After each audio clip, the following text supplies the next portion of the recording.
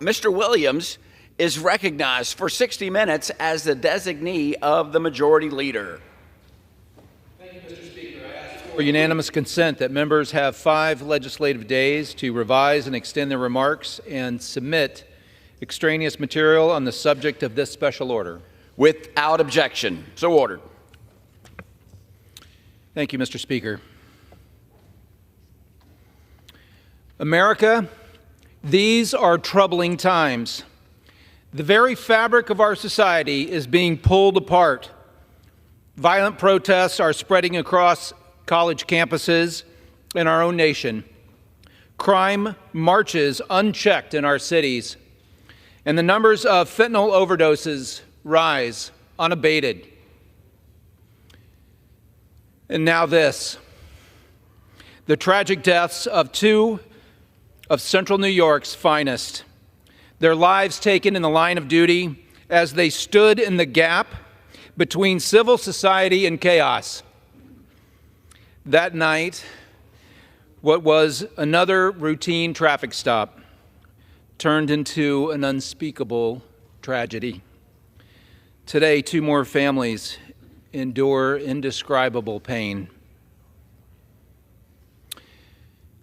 Only a few weeks ago, I was right here with my colleagues in this very place to speak in honor of another New York police officer who was killed in the line of duty. Now we are here again after 2 more heroes have been laid to rest in my own district. The names of the officers who were killed are Lieutenant Michael Hoosock and Officer Michael Jensen. Lieutenant Hoosock, known to his friends as Hooch, was a husband and the father of 3 young children. He was a great dad, fun, spontaneous, present, and supportive. In 2020, Lieutenant Hoosock was recognized with the Medal of Valor for his actions confronting an active shooter in Syracuse. He was a decades-long volunteer firefighter and the bomb squad commander in Onondaga County. Officer Jensen was a son and brother with a career of service still ahead of him. Friends and family remember his dedication and his optimism. His mother, Michelle, called him her handsome son. Syracuse Police Chief Joseph Cecil observed, "You could tell he took his responsibility seriously. That is, of course, in between hockey matches." Officer Jensen joined the Syracuse Police Department in early 2022. He served honorably in the patrol division on the 3rd Platoon, day in and day out. Last December, he was recognized as Officer of the Month. But just 2 weeks ago, thousands upon thousands attended their funerals to weep together, to support one another, and to honor their service and sacrifice. All decent Americans mourn with the families of these fallen officers. A functioning civil society gives its law enforcement officers the support and tools they need to carry out their work, protecting innocent people and restraining those who do harm to others. I am proud to say that I am pro-police and anti-criminal. When our society loses sight of these basic truths, our worst days follow. To any law enforcement officers watching today, let me say this to you. Don't lose hope. Keep the faith. You hold the fabric of our society together against criminality and chaos. You alone stand between innocent people and those who would seek to victimize them. We need you. We need you. Your vigilance, your tireless service is deeply appreciated, and we weep with you today, and we stand with you every day. This Congress, we have passed numerous bills to support law enforcement. Many, however, inexplicably languish in the Senate, where support for law enforcement has waned. We will not stop until our elected officials are doing everything in their capacity to empower you, our law enforcement professionals and to support your critical work to protect all Americans. It is my sacred and solemn privilege to welcome and acknowledge Michael Hoosock's widow, Caitlin. Kate and their 3 beautiful children are with us in the gallery this evening. Would you mind standing for just a moment?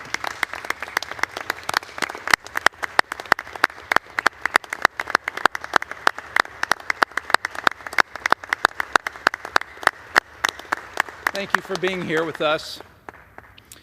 Thank you for blessing us. Today, Kate, this nation honors your brave husband. Kids, this nation is grateful for his noble service.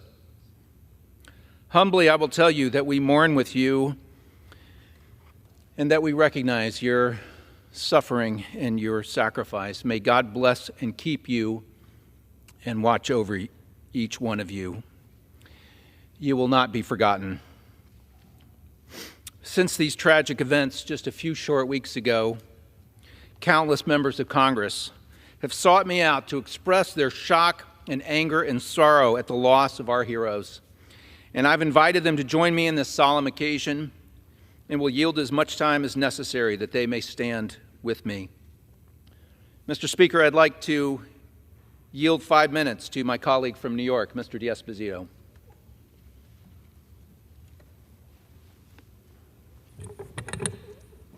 Well, thank you, Mr. Williams. May I put this on the side? Do whatever you want.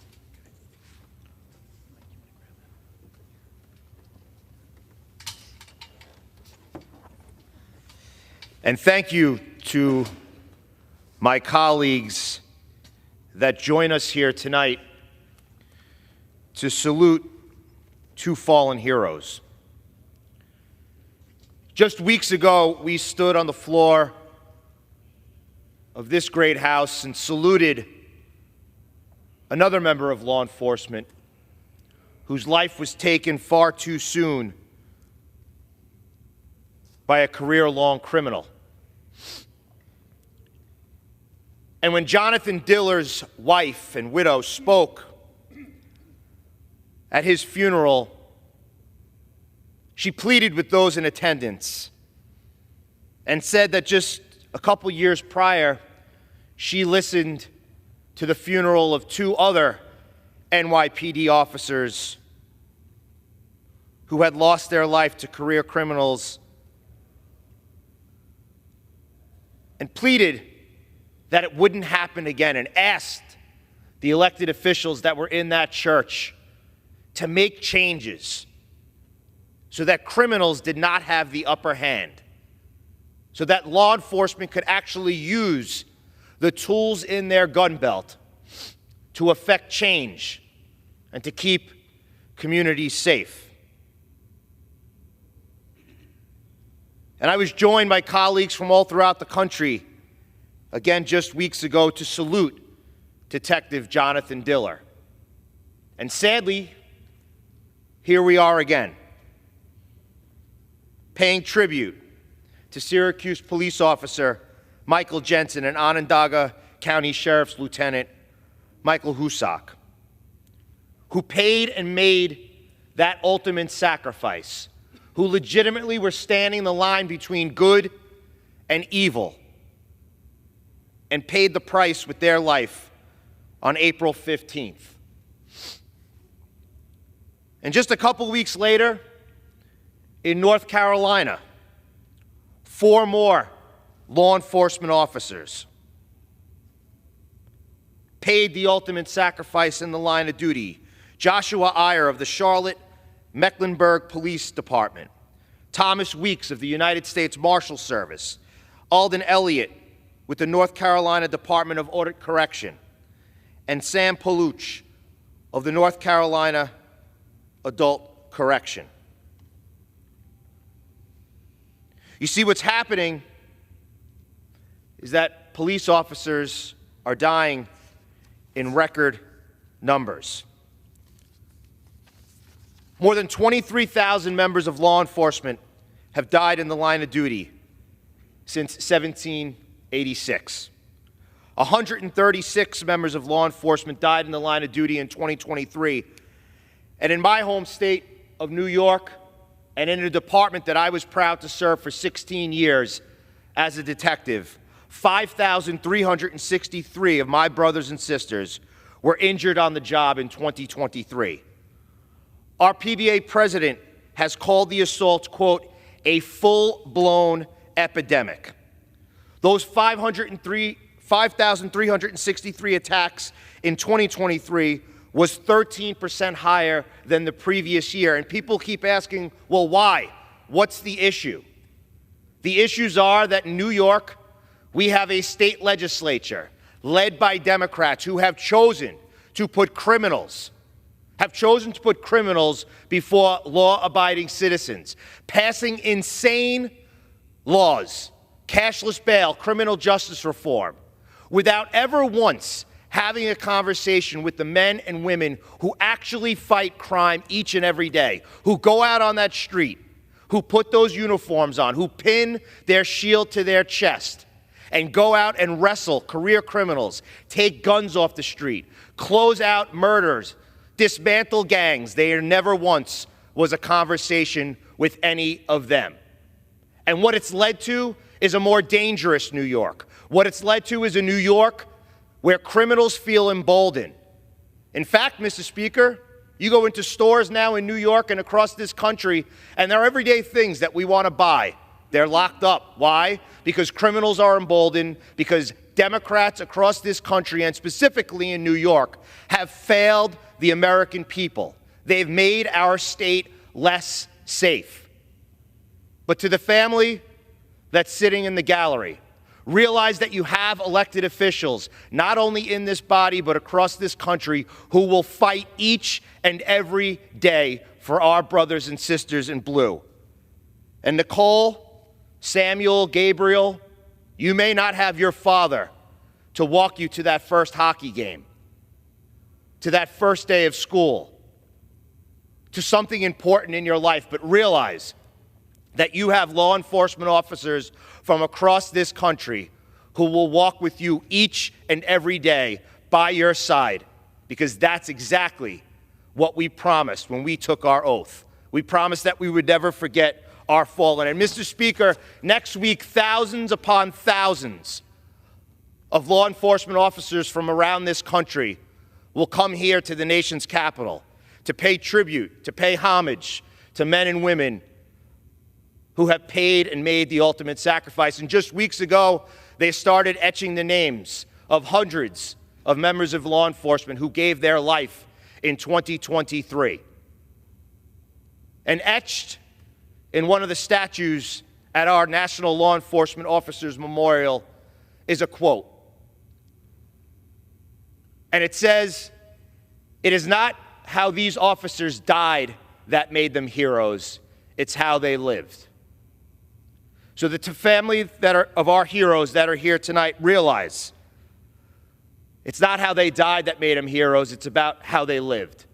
It's about the change they made. It's about the arrests of the criminals that they put behind bars. It's about how they went out there each and every day to make their community that much safer. And realize that we will carry on their legacy forever, because that is our job. So, Mr. Speaker, I thank my colleagues that are here this evening that haven't worn the uniform, that are speaking out on behalf of all of those that do.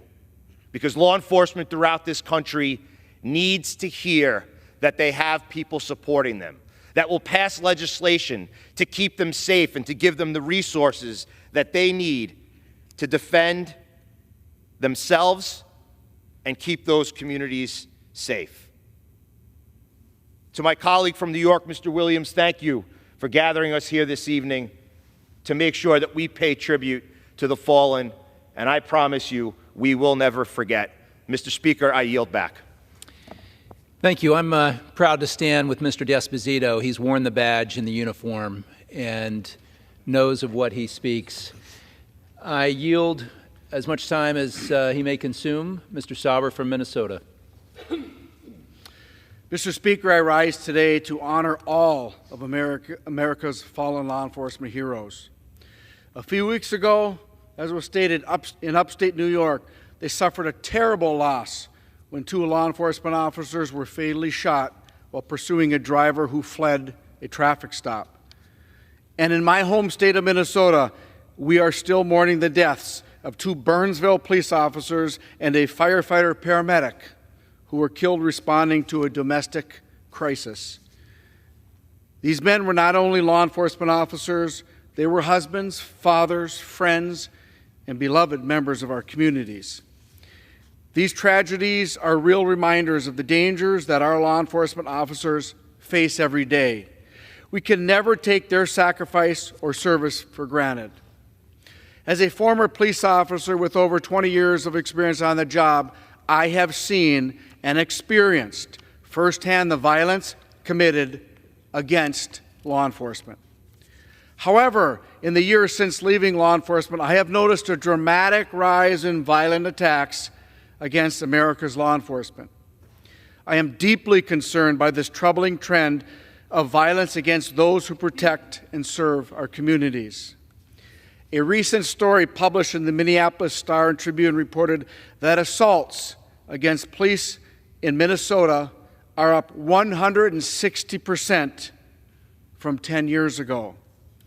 While some are asking why this is the case, to me the answer is obvious. The reckless defund the police movement and other anti-police rhetoric pushed by those on the far left has emboldened criminals, worsening the danger law enforcement face when they put on that uniform. This is unacceptable. Mr. Speaker, I believe that one of the best ways we can honor the law enforcement officers who made the ultimate sacrifice is by defending the heroes who are still doing this dangerous and much-needed job. As extreme politicians in governor mansions, district attorneys' offices, state legislatures, and even here in Congress enact policies that make law enforcement less safe, it is up to the rest of us to utterly reject these ugly attacks on the American law enforcement officer. As we honor those law enforcement officers who have given their lives in service to others, let's also recommit to standing in defense of their brothers and sisters in uniform, now and forever. Mr. Speaker, I yield back. Thank you, Mr. Salver. Thank you for your experience. I now recognize as much time as she may consume my colleague from New York, Ms. Tenney. Thank you so much, Representative Williams, and we are so grateful to you for doing this. And thank you for organizing this special order on behalf of our fallen heroes and a tribute to Syracuse Police Officer Michael Jensen and Onondaga County Sheriff Lieutenant Michael Hoosock. I, too, like my colleagues before have mentioned, I just want to thank my colleagues who are here who also answered the call to serve in this very dangerous job that, and deserves our respect and our renewed support of them. As we gather here today, just a few weeks since April 14th, the fateful day that these valiant men paid the ultimate sacrifice, and our community continues to mourn their lives and honor their unwavering dedication, selfless service, and their legacies. Lieutenant Michael Hoosock of Clay, New York, exemplified courage and commitment throughout his 2 decades of service with the Onondaga County Sheriff's Office. A testament to his unwavering bravery, his actions earned him the esteemed Medal of Valor in 2020. As we remember him today, let us not only reflect on his achievements as a police officer, but also on the legacy of the love and devotion to his family he leaves behind, survived by his beloved wife and 3 children. Since Officer Michael Jensen joined the Syracuse Police Department just a few years ago on February 26, 2022, he had made an unforgettable impact on the force and our community. His dedication to duty and exemplary service earned him the distinguished title of Officer of the Month just recently in December of 2023. While his time among us was tragically cut short, his memory will be forever in the hearts of his family, friends, and fellow officers and everyone in his hometown of Rome, New York, in my former district now represented by Mr. Williams, but a very important part of upstate New York. As we honor their memory, let us also reaffirm our unwavering support for the brave men and women who continue to safeguard our communities each and every day, especially those of the Syracuse Police Department and the Onondaga County Sheriff's Office who continue to defend our community in the wake of such a tragedy. May the memory of these courageous men inspire us all to strive for a future where our men and women in uniform are not taken for granted, where their sacrifices are honored and their dedication to protecting and serving our communities is met with unwavering respect and the support they deserve. I yield back. Thank you. Thank you, Ms. Tenney. I'm so honored to be joined by my New York colleagues and would welcome one more, Mr. Molinaro from New York. You are recognized for as much time as you may consume.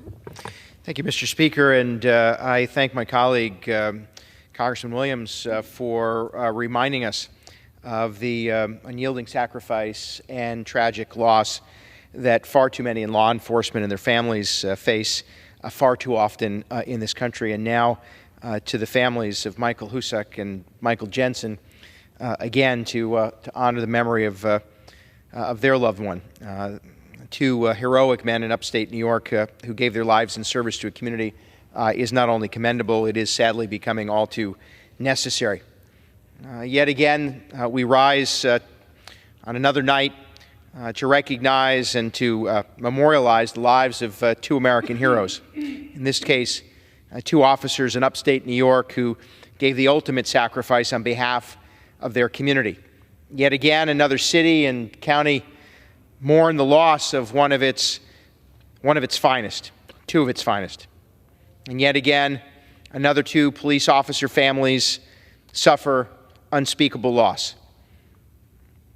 These two men, Michael Hoosock and Michael Jensen, committed a lifetime of service to Onondaga County and the city of Syracuse in New York.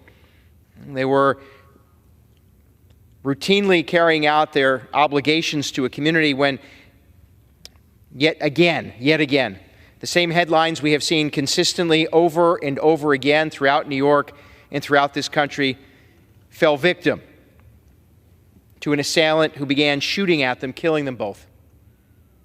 And the loss of these brave young officers is a tragedy that family, and sadly too many families across New York and across America who see their loved one patrolling the streets, keeping us safe, lives ending too soon, that they will never forget.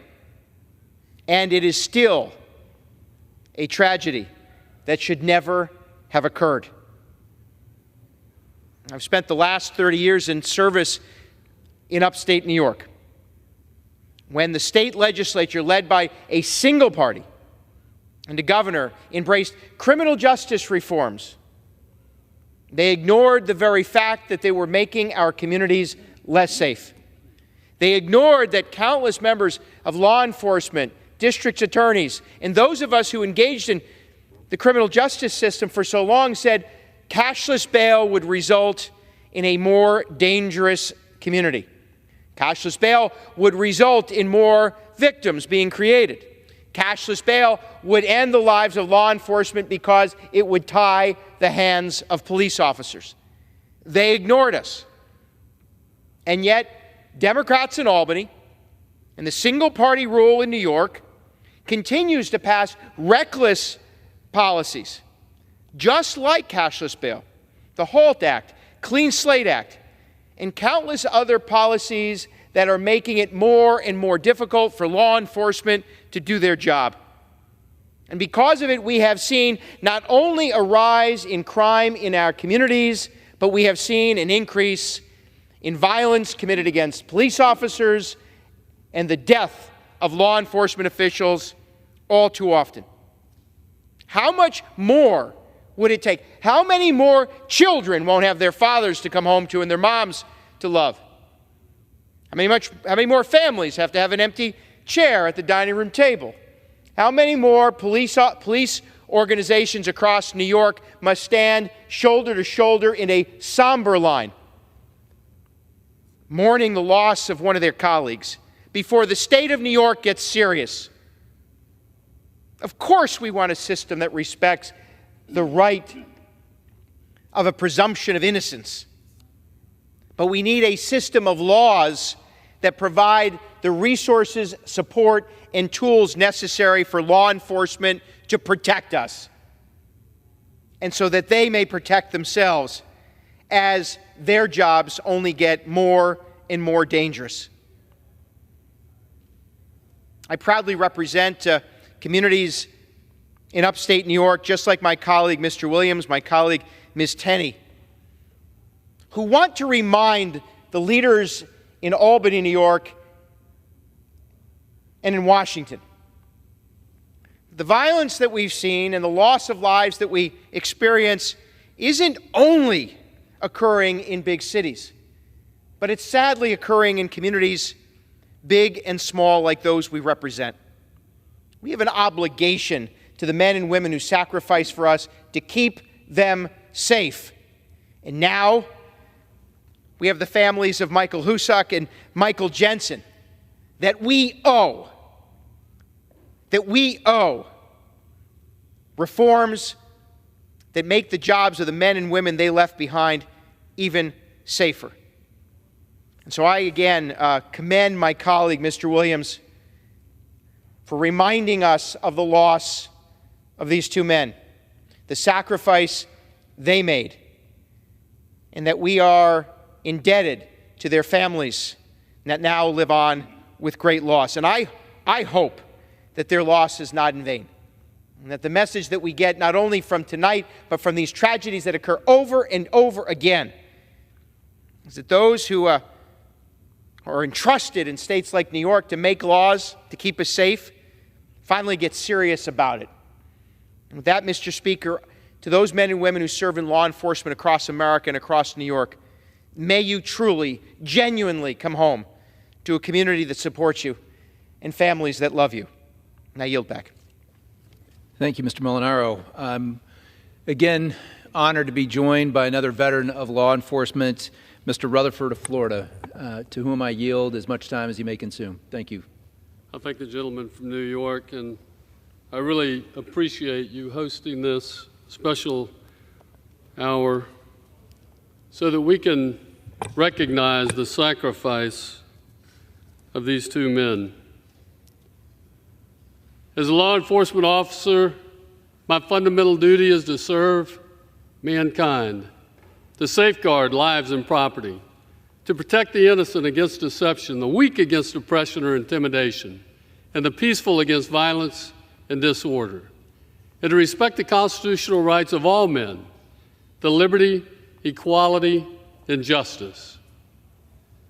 Mr. Speaker, that is the code of ethics for every law enforcement officer across this great country.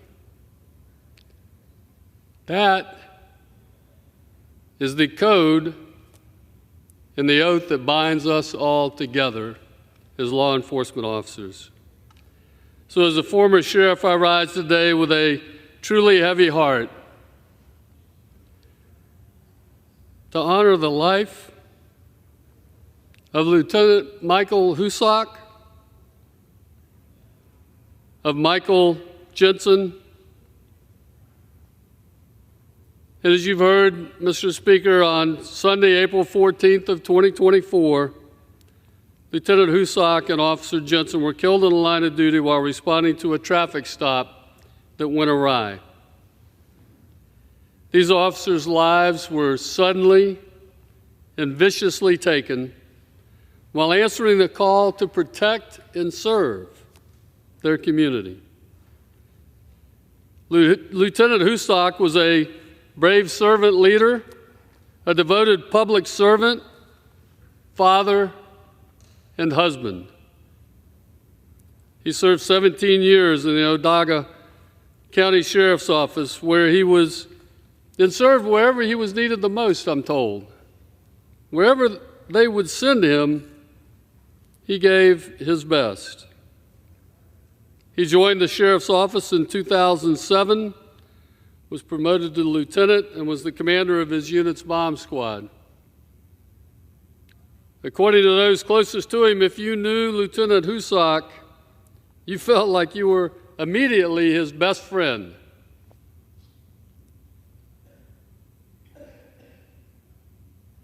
He is survived by his wife, Caitlin, and their 3 children. And I cannot tell you how heartbroken we are for you.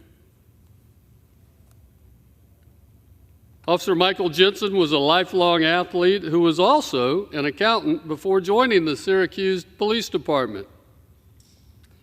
He graduated college with 2 business degrees and answered the call to serve his community less than 3 years ago. But just this past December, Officer Jensen was named Officer of the Month. That's the kind of officer he was. He's remembered for his infectious smile, his personal interactions with the residents throughout the Syracuse community. And my thoughts and prayers are with both officers' families and friends, the Onondaga County Sheriff's Office, the Syracuse Police Department, and the greater Syracuse community as they mourn this great loss. Ralph Waldo Emerson once said, "The purpose in life is not to be happy. It's to be useful. It's to be honorable. It's to be compassionate. To have it make some difference that you lived and lived well."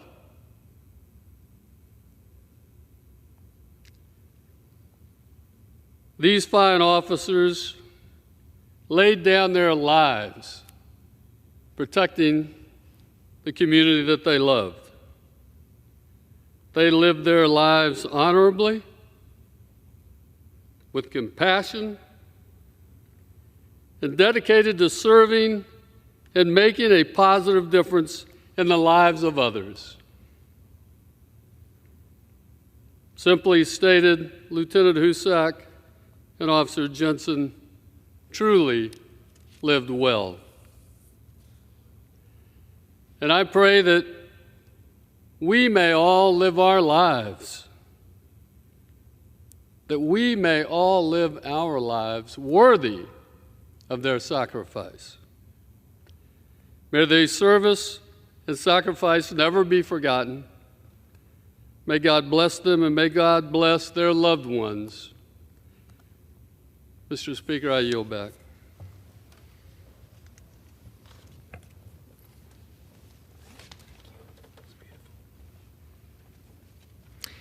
I'm proud to welcome another veteran of law enforcement, my colleague from Mississippi, Mr. Zell.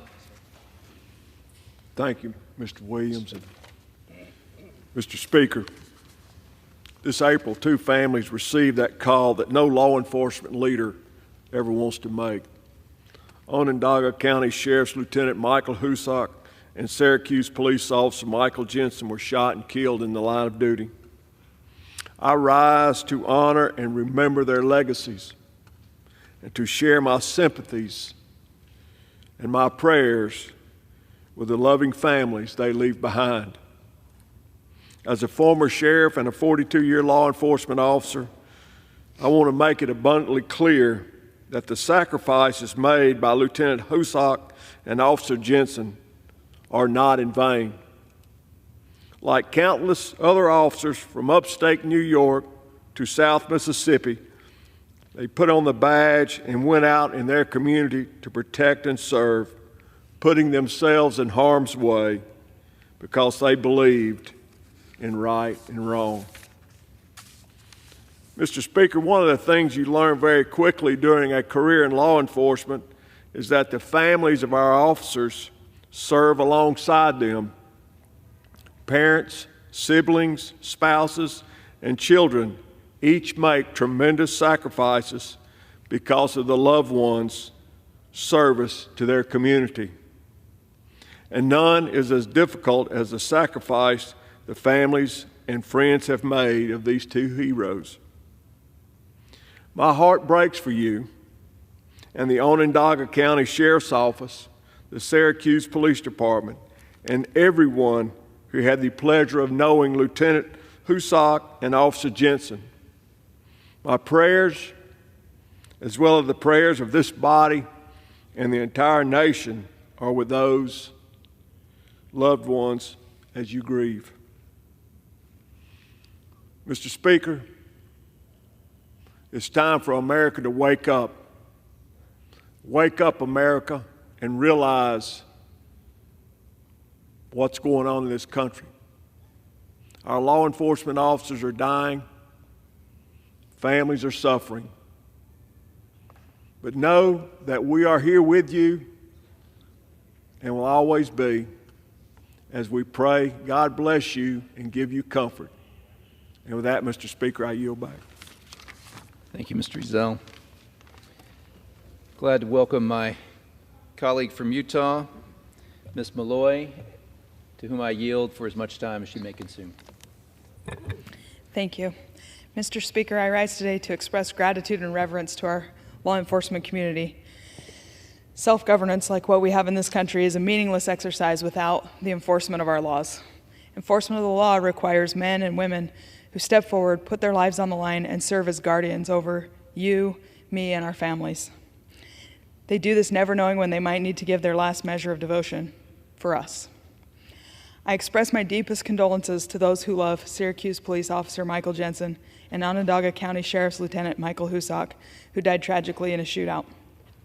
Over the weekend, as I prepared to rise in solidarity with my colleagues from New York and my colleagues who are veterans of law enforcement, I found out that we had a similar tragedy in Utah. Just yesterday, we lost one of our own officers. Santaquin, Utah police officer Sergeant Bill Hooser left behind a bride of 29 years, 2 daughters, a granddaughter, and a devastated Utah law enforcement community. Sergeant Hooser's shift yesterday started like it did probably every day. He couldn't have known this was his last watch. He was tragically killed in the line of duty, the duty of protecting Utahns and our freedoms. My deepest condolences and prayers to Sergeant Hooser's family. We're grateful for what he did in his life. My good friend Sheriff Curtis of Sevier County, Utah, summed up some of my feelings. He said, "When we lose someone who has made it their life's purpose to make a difference for good, we all lose a small piece of who we are as a community and as a nation." So I rise today to make sure that families like the Hooser family in Utah, the family who's sitting in the gallery right now, know that America recognizes and appreciates their sacrifice. I want to thank you on behalf of Utah's 2nd Congressional District, and make sure you know that you are not alone.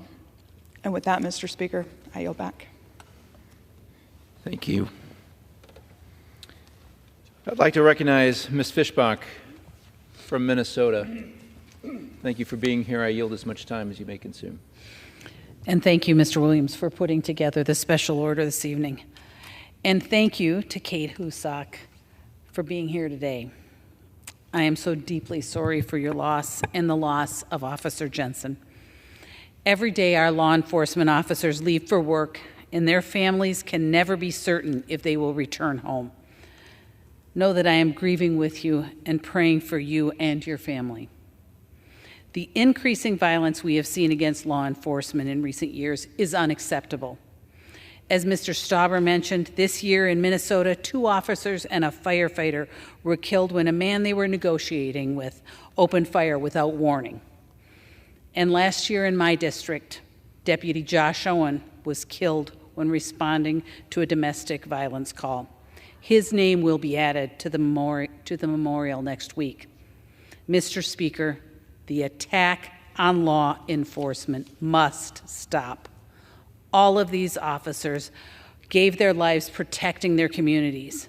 Every time we hear another story like this, our hearts break all over again. Our law enforcement deserves our gratitude and our respect. I am so disappointed to see many people, including some in this chamber, trying to make our brave officers into villains. I stand in support of law enforcement, and my Republican colleagues, like you've seen this evening, are doing everything we can to pass legislation to protect and thank our officers. I know that because of this disgusting movement of hatred towards our officers, we must But our voices need to be strong. We must support law enforcement. I've introduced legislation to encourage the recruitment of the next generation of law enforcement through a grant program. I've supported legislation to empower officers to do their jobs effectively, and I have asked the Judiciary Committee to investigate the weaponization of government against law enforcement. I will continue to do everything in my power to support our police officers because they support all of us. God bless all of our law enforcement officers, and I thank them for the job that they do. And thank you, Mr. Williams, and I yield back. Thank you, Ms. Fischbach. Thank you. I'm pleased to recognize my colleague from New York, Mr. Lawler, for as much time as he may consume. Mr. Lawler. Thank you to my colleague, Mr. Williams, for bringing us here today to recognize Lieutenant Michael Hoosock and Officer Michael Jensen, two heroes who gave of themselves in service to our community. As the Bible teaches us, greater love has no man than this, than he laid down his life for his friends. Lieutenant Hoosock and Officer Jensen laid down their life in defense of our community to ensure the safety and the well-being of our residents. They answered the call of duty and went above and beyond and made the ultimate sacrifice. And it wasn't just a sacrifice they alone made. It was a sacrifice that their families made. To Kate, Nicole, Samuel, and Gabriel, there are no words that will make this better. There are no words that will make this okay. We grieve with you. Our heart breaks for you. And we will be here to support you. This morning, I spent time at the Brinks Robbery Memorial for slain Nyack Police Sergeant Edward O'Grady, Police Officer Waverly Brown, and Brinks Guard Peter Page. Nearly 43 years ago, they were killed in the 1981 Brinks robbery. 9 children were left fatherless. Every year, we gather on October 20th to remember those 2 officers, a security guard who died in that horrific robbery. And every year, one by one, their killers were released. We've seen in New York over the last 6 years, 37 cop killers released. The depraved indifference for law enforcement is unconscionable. Because the reality is, if we don't respect law enforcement, if we don't respect the rule of law, there is no society. The reason we have seen a rapid increase in crime in New York is precisely because there is no respect for the rule of law, and people do not believe there are consequences for actions. Cashless bail will go down as the single stupidest policy that has ever been signed into law anywhere. Since that law took effect, over 40% of those that have been arrested for a felony offense and then released under cashless bail have been rearrested for committing another offense. You look at cashless bail, you look at Raise the Age, the HALT Act, Clean Slate, and the continued parole for unrepentant cop killers. And as a result, we have a lawless society. Last year, $4 billion in retail theft. Why? Because quality of life crimes aren't prosecuted anymore in New York. We let people walk right out the store with whatever they want. The lawlessness must come to an end. The respect for law enforcement, putting victims above criminals, is essential.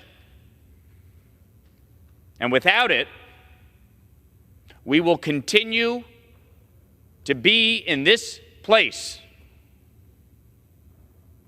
where cops are murdered and taken away from their families. That's why, as a member of the state legislature, I introduced a bill that would ensure life without the possibility of parole, pardon, or clemency for killing a law enforcement officer. If we cannot respect our law enforcement officers, if we cannot stand up for them and ensure their safety as they stand up for all of us and ensure ours,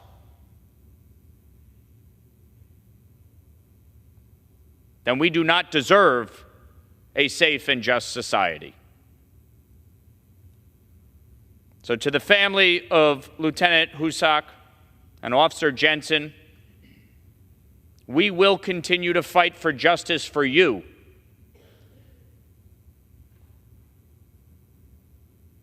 And to ensure that other families don't have to endure this horrific tragedy. Mr. Speaker, I yield back.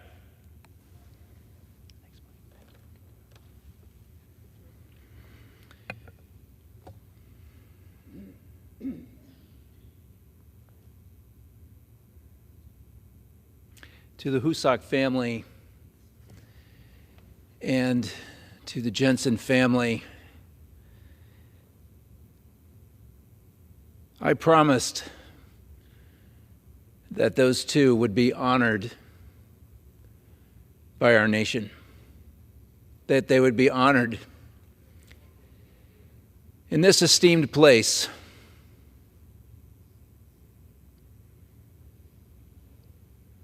And that you too would be recognized and honored. And I thank you for honoring us with your presence. And I'm grateful to each representative who spoke this evening. Somber times like these invite us to reflect and to take a closer look at many things that so often we take for granted. There exists in this world profound evil, manifesting itself in many ways. What stands between that evil and innocent people? Every single day, the men and women serving in law enforcement across America stand courageously in that treacherous place.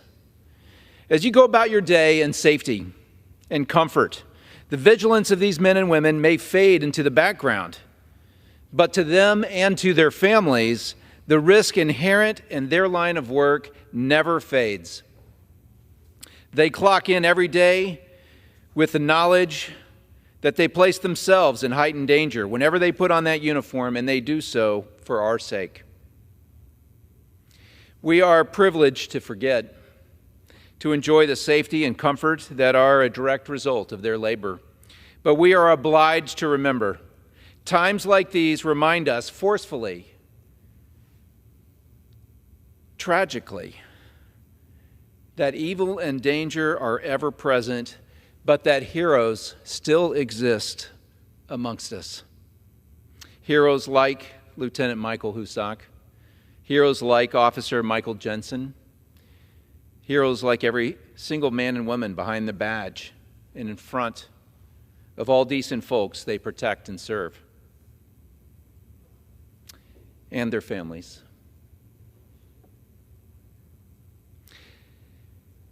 I thank you for joining us today. Thank you. And to America, I would say, if you know any folks that serve in law enforcement, right now is a good time to thank them. Our police officers, firefighters, EMS, and their families dedicate their lives so that we may be safe. Recognizing the commitment and sacrifice they voluntarily make is something we all can and we should do. Words may only accomplish so much, but they do mean something. Convey it to those around you as you see them, that you recognize their sacrifice and that they are not alone and not forgotten. I'll start by thanking Caitlin Hoosock and her children, Nikki, Gabe, Sam, who I've thoroughly enjoyed getting to know today.